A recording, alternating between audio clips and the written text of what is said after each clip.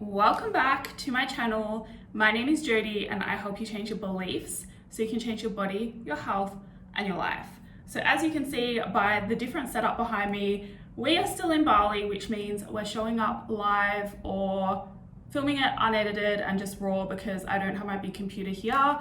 But yeah, it's important to show up anyway and not make excuses, right? So that's how you need to approach anything in your life that you need to stay consistent with. It's better to do something than to be perfect, and yeah, that's it. So this video, I want to talk about self-sabotage during the body recomposition journey because I see it happen a lot with my clients. Obviously, they don't sabotage themselves because I step in and help them through the process of wanting to self-sabotage. Like, it is so common, especially in body recomposition, and it's something I don't think enough people talk about because it is a really hard process. As much as it's easy because you are eating at maintenance and you really just have to focus on getting stronger and training properly, like you're not dealing with a lot of hunger. If anything, you're dealing with the mental battle of having to eat even though you're not hungry, and that's going to drive your training performance, which is going to drive your progress. Like, so much of this is mental, and that's half the battle with body recomposition. Whereas in a deficit, a lot of it is physical. Like, you are going to be hungry. It's going to be hard to stick to that. Anyway, so you are going to have a lot more flexibility around food, blah, blah, blah. There's so many benefits of the process, but it's really hard in that it's going to mess with your head in so many ways, and you are going to want to self-sabotage throughout the process because, like, any kind of change, you're going to want to go back to that old identity of who you're trying to step out from, right? Because your body wants to keep you the same. Your nervous system feels safe staying the same. So it's gonna kind of trick you into going back to that old identity and performing the behaviors of that old identity, and you have to keep staying focused on what you are meant to do and stepping into that new identity of who you want to become, because otherwise you're going to be in this cycle of self-sabotage going back to that old identity, right? So there's a few ways in which I see self-sabotage happen with my clients, and one of my clients at the moment is going through this, and so I wanted to kind of share a few tips, I guess, to help stop you from self-sabotaging if you don't have a coach. But like, body recomposition is hard. I recommend getting a coach. It doesn't have to be me. It can be anyone that is an expert in that particular process, because honestly, a lot of coaches don't understand body recomposition. A lot of personal trainers don't understand it. And I understand it because I've been through it myself, and I've helped so many women now go through it. So I really get the mental side of things as well. And so something you're going to have to deal with is the fact that to get a leaner body, to get a healthier body, to improve your metabolism, to be able to eat freely and, you know, maintain that lean physique, to get the body that you actually want, it's very likely that you are going to be bigger as a person, which is not a bad thing. And I say this all the time. You can be leaner in a bigger body, and there's so many benefits to being bigger. One of them is that you can eat more food, right? Like, bigger bodies require more food, and by being able to eat more food, it gives you more flexibility to go out and eat whatever you want and still maintain a lean physique. Whereas if you're trying to be the smallest version of yourself all the time, then you're going to have to eat minimal amounts of food, and your chance of like maintaining that physique for a long time is not high, because it's just,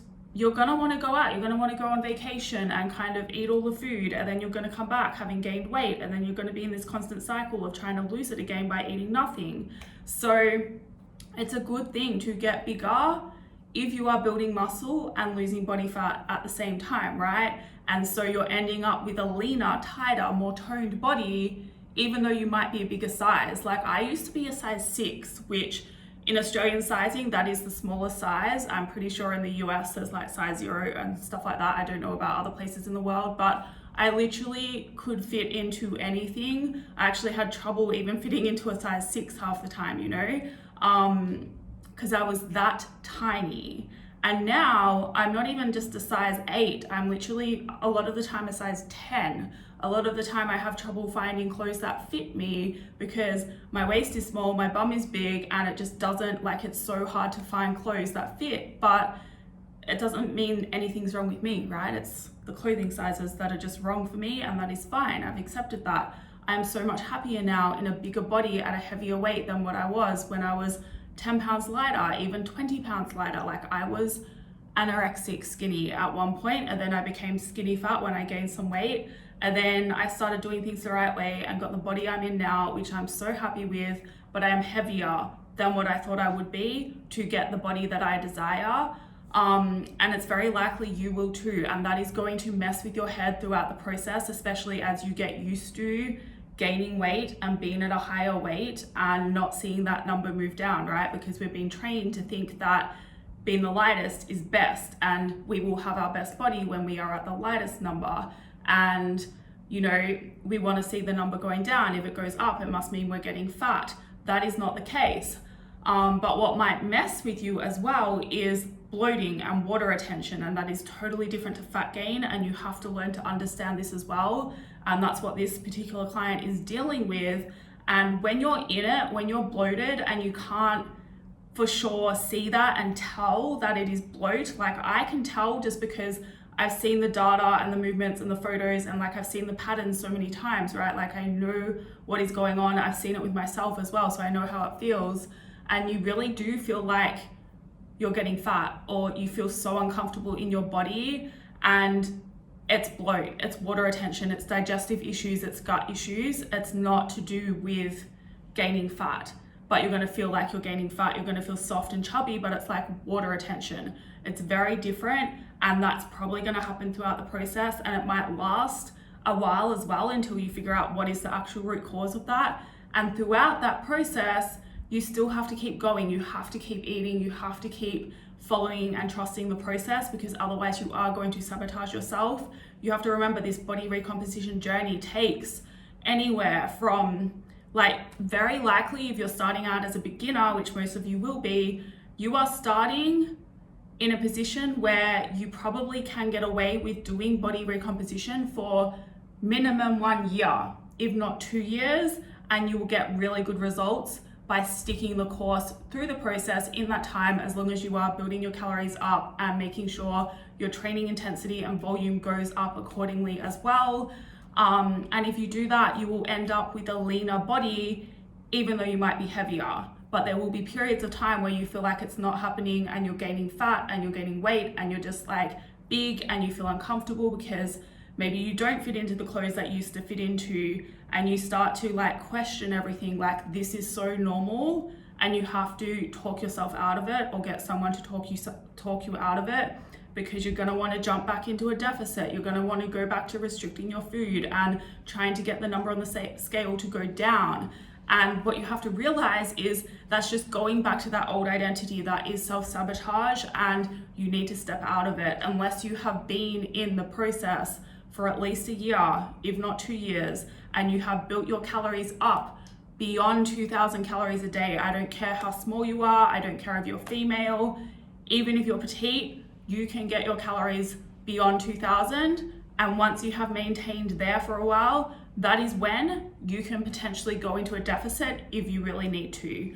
But a lot of you will stuff up the process and take yourself back to square one almost. Not quite square one if you've built some muscle and blah, blah, blah, but you will be shortchanging your results and the progress that you could make if you jump back into a deficit too soon.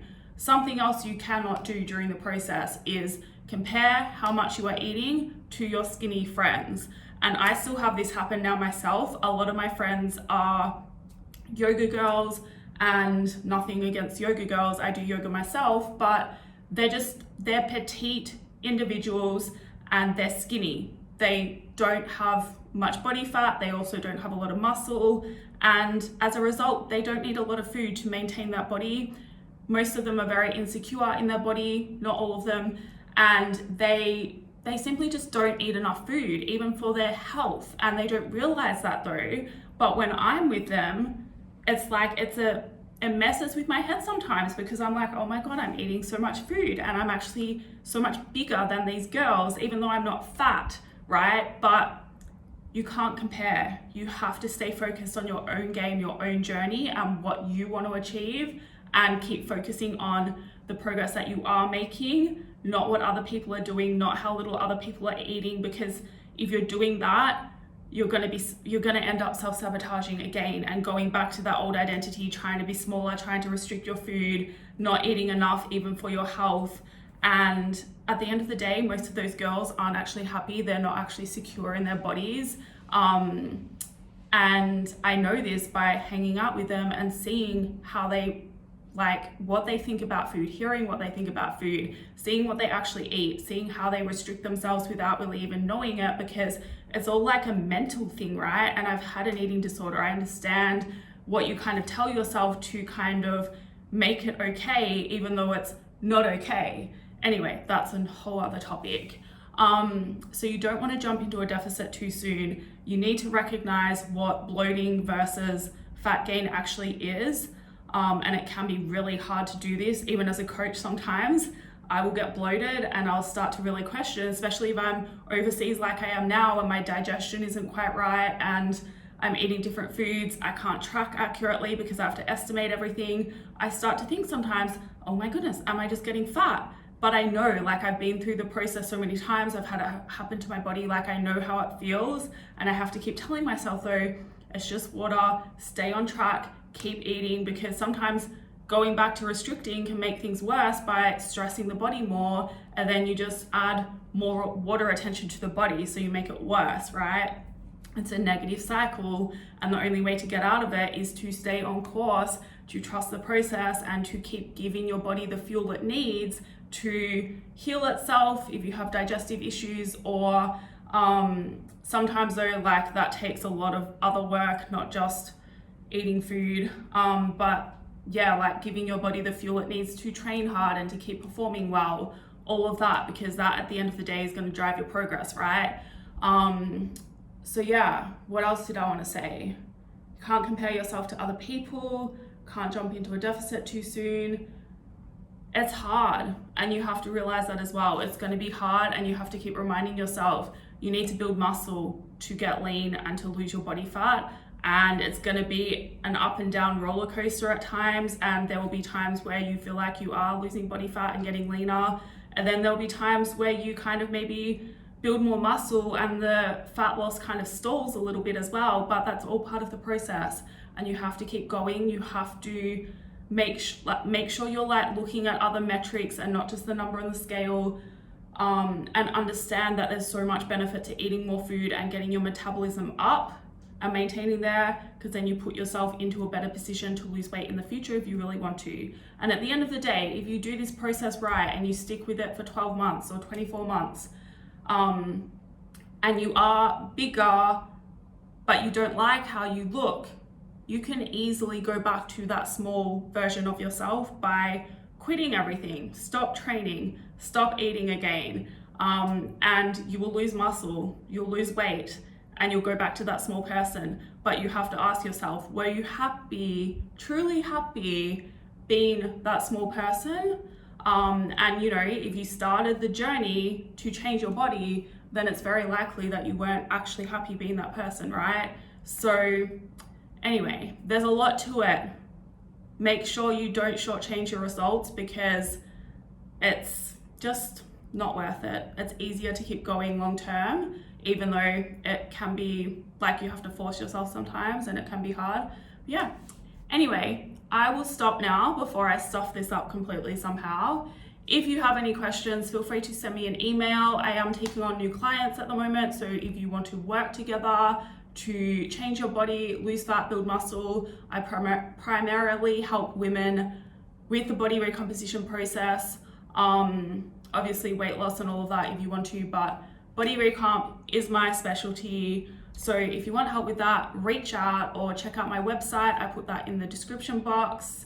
I also have my 8-week program available. That is in the description box as well. Otherwise, keep eating the protein, keep eating the food. Food is fuel, keep training hard, and I will see you in the next video.